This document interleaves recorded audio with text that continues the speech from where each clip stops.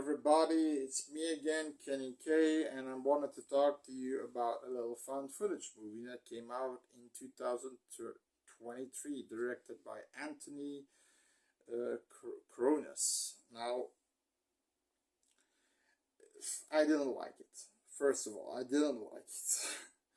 It had all the things that I should like, but it's basically a Blair Witch ripoff again. It's basically a urban legend called the Frogman. And Dallas, when he was a kid, he saw the Frogman when their car was, they had car troubles in near a wooden a forest area. He saw the Frogman, and he didn't have the camera ready. He saw the Frogman. Now he wants to go back to a place where the car wrecked down, was where the car had troubles, was called Loveland, and they're going there, and Dallas, Scotty, and Melissa to make a movie and a documentary about the Frogman, Loveland Frogman. Now everybody in Loveland has these souvenir stores with the Frogman, memorabilia and things like that. They check into a hotel that is that a woman named Gail, I think, Gail runs. But when they are asking too many questions, she gets a little bit upset. And here's the key, she says. Then they're asking, it starts like the Blair Witch are starting to ask the townspeople, and this, that. And some people don't want to talk about it. Some people want them to go away. Some people do want to talk about it and say it's real. Go to the bridge at 3 a.m. at night. And you're gonna hear and see the Frogman. So they do that.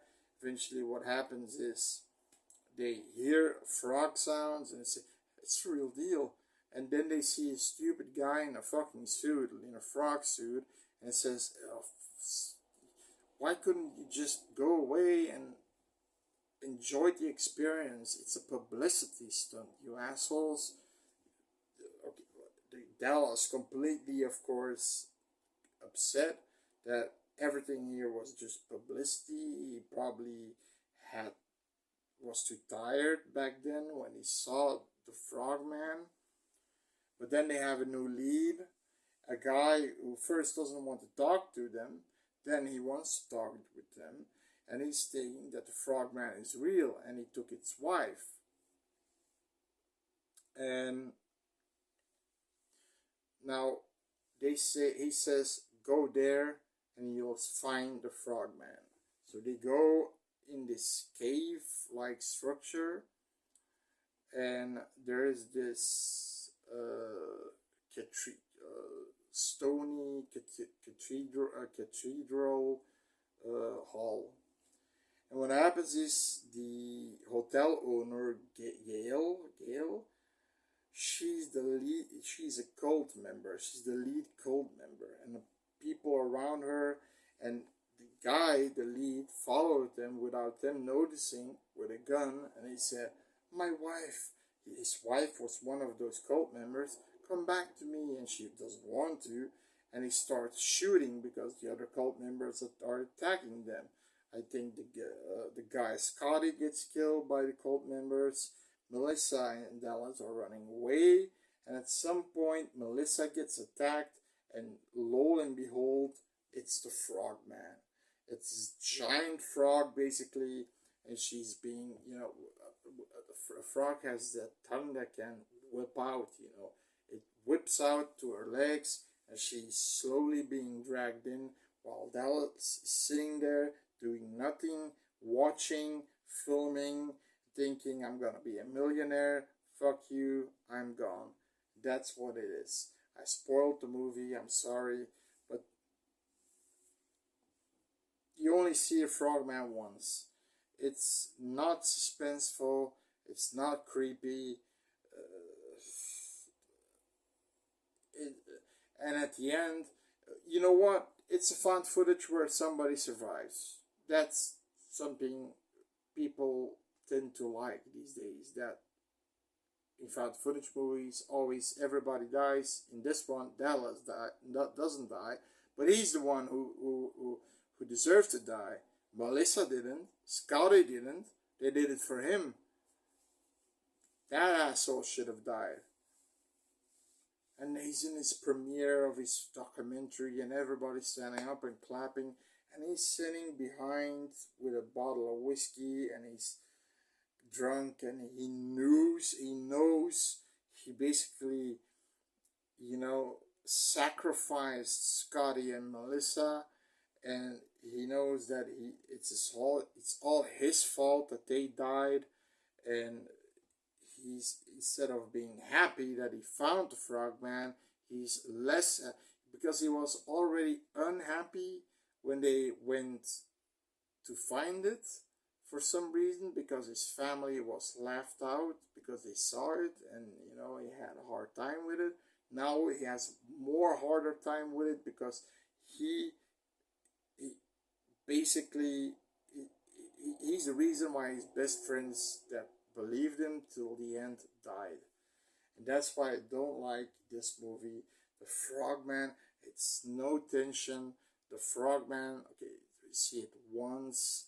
I think it's a CGI frog. I'm not sure. It didn't look good.